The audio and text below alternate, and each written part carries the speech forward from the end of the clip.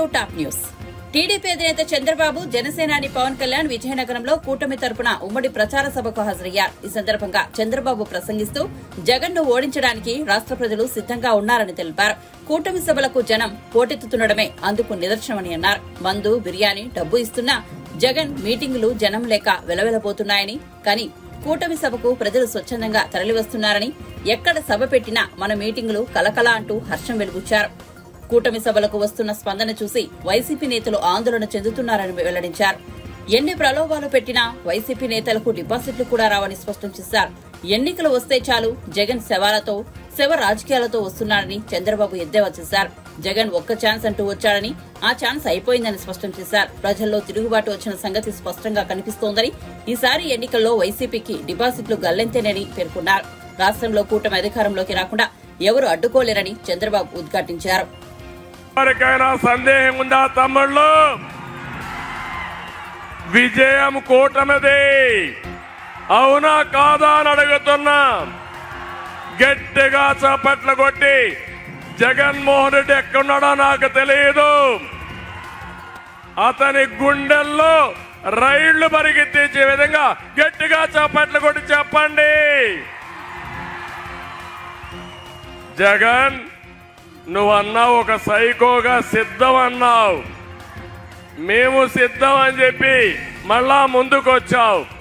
నిన్ను ఓడించడానికి ప్రజలు సిద్ధం, అవునా కాదా తమ్ముళ్ళు అడుగుతున్నా. జగన్ మీటింగులు వెలవెల, మన మీటింగులు కడకడ.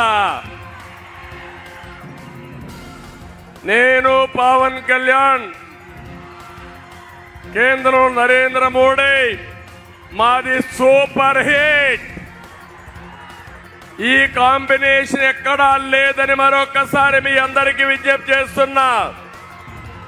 ఏదైనా మంచి జరగాలంటే ఈ నాయకత్వానికే సాధ్యం. ఈ రోజుటి వరకు మా నాడు నామినేషన్లు వేశారు. ఎక్కడ చూసినా గెలిచిపోయిన తర్వాత ఏ విధంగా ఊరేగింపులు పెడతారో ఆ విధంగా కూటమి అభ్యర్థులు బ్రహ్మాండంగా నామినేషన్లు వేస్తే వైసీపీ క్యాండిడేట్లు వెలవెలబోయే పరిస్థితికి వచ్చారు. 2014లో జగన్ తండ్రి శవ రాజకీయంతో వచ్చాడు, అవునా కాదా తమ్ముళ్ళు అడుగుతున్నా. 2019లో బాబాయి శవంతో వచ్చాడు. ఇప్పుడు గులకరాయి డ్రామాతో వచ్చాడు. నేను చెప్తున్నా, ఈ ప్రజలు వైసీపీకి శవయాత్ర పట్టబోతున్నారని విజ్ఞప్తి చేస్తున్నాను. నీ రాజకీయాలు అయిపోయినాయి, నీ చరిత్ర అయిపోయింది. ఒక ఛాన్స్ అన్నావు, అదే చివరి ఛాన్స్ అయిపోయిందని మరొక్కసారి చెప్తున్నా.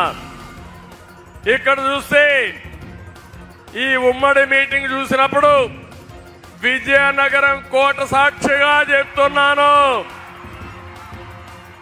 గవర్నమెంట్ ఫామ్ చేస్తున్నాం, కూటమిదే ప్రభుత్వం. తొందరలోనే లగ్నం కూడా పెడతాం. ఎప్పుడు ప్రమాణ స్వీకారం చేసేది లగ్నం కూడా పెడతామని దీన్ని విజయనగరం సభ ద్వారా మీకు తెలియజేస్తున్నా. పైడి తల్లి అమ్మవారి ఆశీస్సులతో విజయం ఖాయమని తేలిపోయింది. ఇది రాష్ట్రానికి శుభ సూచకమని మీ అందరికీ తెలియజేస్తున్నా. నేను అడుగుతున్నా మిమ్మల్ని అందరినీ, విజయనగరంలో అన్ని సీట్లు గెలిపించారా లేదా వైసీపీకి? 2019లో తల మీద చెయ్యి పెట్టి బుగ్గలు నిమిరి ముద్దులు పెడితే ఐసైపోయారు. అన్ని సీట్లు గెలిపించారు. నేను అడుగుతున్నా తమ్ముళ్ళు, ఒక్క ఇరిగేషన్ ప్రాజెక్టు చేశాడా అని అడుగుతున్నా.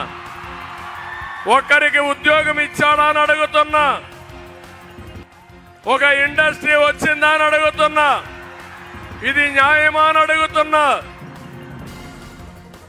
ఇవన్నీ చూస్తే అందుకే ప్రజల్లో తిరుగుబాటు వచ్చింది.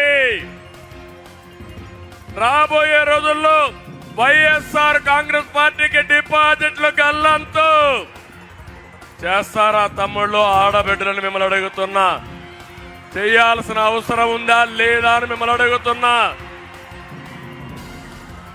ఇంకో పక్క ఒక పక్క పవన్ కళ్యాణ్ గారిని మీరు చూశారు. పవర్ స్టార్ పవన్ కళ్యాణ్ గారు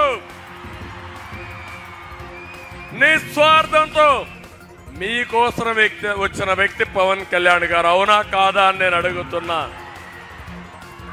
అలాంటి వ్యక్తితో జగన్ కు పోలుకుందా తమ్ముళ్ళు అని అడుగుతున్నా మిమ్మల్ని. కనీసం రూపాయి నెత్తిన పెట్టి ఏలవేస్తే ఒక పైసాకు కూడా కొనని వ్యక్తి పవన్ కళ్యాణ్ జగన్మోహన్ రెడ్డి అని చెప్పి నేను మీకు తెలియజేస్తున్నా. డబ్బులు కావాలంటే ఒక సినిమా కాల్ షీట్ ఇస్తే పవన్ కళ్యాణ్ గారికి డబ్బులు వస్తాయి. కానీ ఒకటే ఆలోచించాడు, ఈ రాష్ట్రం కోసం మీ ప్రగతి కోసం త్యాగం చేసి వచ్చిన వ్యక్తి పవన్ కళ్యాణ్ గారు అని చెప్పి నేను మీకు తెలియజేస్తున్నా. అందుకే నేను ఈరోజు మీ అందరికీ పిలిపిస్తున్నాను. ఒక అరాచక ప్రభుత్వం, ఒక అహంకారి ప్రభుత్వం, ఒక విధ్వంస ప్రభుత్వం, ఒక దోపిడీ ప్రభుత్వం ఈ రాష్ట్రంలో ఉంది. 45 ఏళ్లుగా నా జీవితంలో ఇలాంటి ప్రభుత్వాన్ని చూడలేదు. ఒకటే చెప్తున్నాం, నేను గాని మా మిత్రుడు పవన్ కళ్యాణ్ గారి భయపడం.